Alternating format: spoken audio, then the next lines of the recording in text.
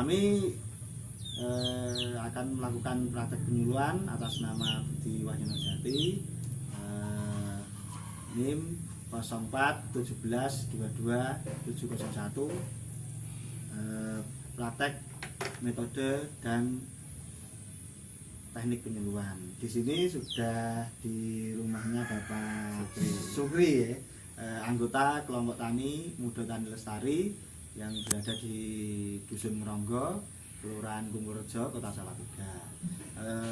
Ini sebagai tindak lanjut ya Pak Sukri ya, tindak lanjut dari hasil pertemuan rutin kelompok tani yang dilakukan pada hari Minggu malam Senin ya. Malam Senin Pon ya Pak Sukri ya? Malam Senin Pon itu rutin ya, setiap 35 hari sekali.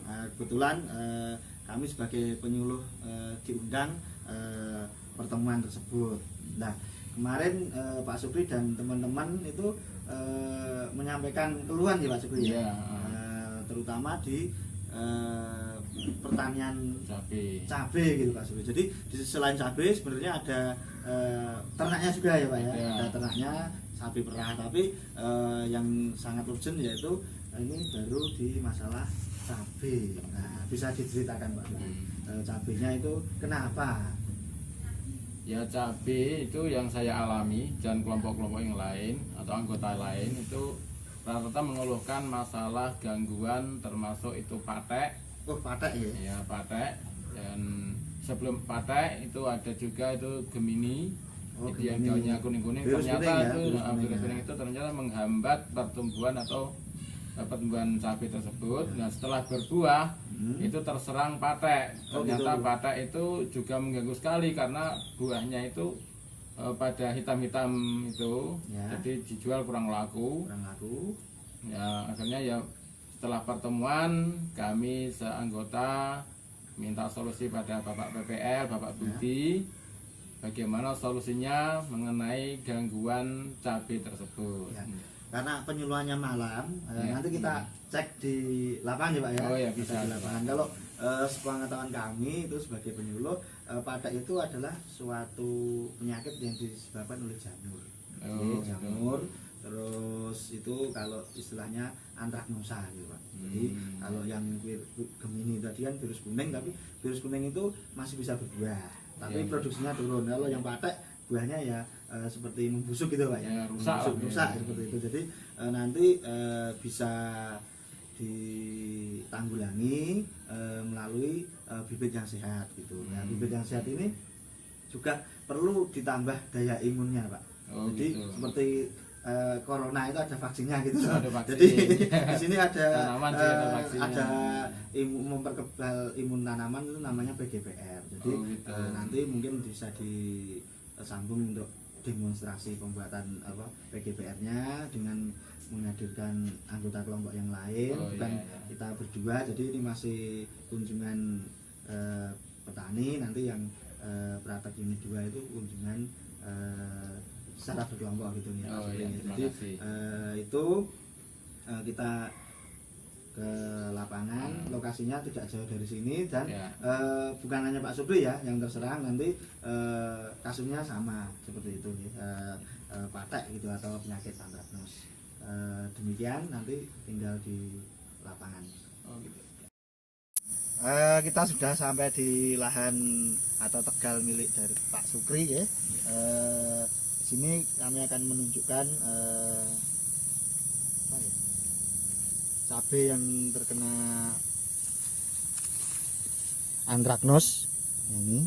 Terus gejala awalnya serangannya seperti ini, ada titik hitamnya ya Pak Sukri ya. Nah, terus kondisi lahan rata-rata petani di sini adalah tumpang sari ya Pak. Ya, tumpang sari di sini wilayah pegunungan gitu.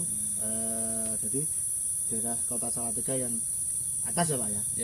Tidak ada sawah ya Pak di sini Pak. Ada, di sini ada pohon-pohon besar, terus itu rumput untuk pakan ternak gitu ya. Selain bertani lombok juga ada tani jahe. Di sini ada tanaman jahe, ada tanaman singkong. Jadi lombok atau cabenya sudah umur berapa ini Mas? Ini ya kurang lebih sudah 1 tahunan. Wah, ini sudah dibongkar ini Pak. Iya, udah Nah, jadi terus di situ sudah ada pembibitan Ya, secara mandiri. ya. Nah, secara mandiri besok untuk mengganti tanaman yang ada di sini. Jadi jamur bisa disebabkan oleh kondisi lingkungan Pak Supri. Jadi Oh gitu. gulma atau apa yang ada sekitar sini kondisi lain itu bersih, terus drainase atau genangan air kalau musim hujan gini bisa menyebabkan jamur mudah berkembang di situ. Jadi besok sebaiknya pakai mulsa, terus apa dibuat aliran air hujannya supaya tuntas gitu Pak. Jadi rekomendasi kalau iya. untuk bertani cabai selanjutnya. Jadi untuk patek ini bisa diatasi dengan bibit tanaman yang sehat. Nanti itu dari kecil bisa disemprot pakai PGPR, atau nanti untuk pembibitan selanjutnya bisa direndam dulu pakai larutan PGPR itu. Kalau yang sudah terserang sebaiknya dihilangkan atau dimusnahkan, jangan dibuang atau di dekat lahan, nanti bisa menularkan ke cabai yang sehat seperti itu. Jadi ini baru rekomendasi, semoga proses kita pembuatan besok dan dijadwalkan untuk menghadirkan anggota yang lain itu bisa lancar. Jadi rata-rata yang nanam cabai enggak Pak Supri sendiri toh. Kalau secara data itu sekitar, kalau kelompok sini Muda Tani Lestari itu 1 hektar ya Pak, lebih ya Pak? Kurang lebihnya 1 hektar. Terus di kelompok lain juga sama. Nanti PR bagi kami sebagai PPL untuk membantu mencarikan solusi terhadap permasalahan yang dihadapi oleh petani. Jadi bisa dilanjut untuk pembuatan PGPR ya Pak Supri ya. Iya. Dan nanti kami disiapkan bahan-bahannya. Demikian untuk praktek ini 1, kita tunggu di praktek ini 2.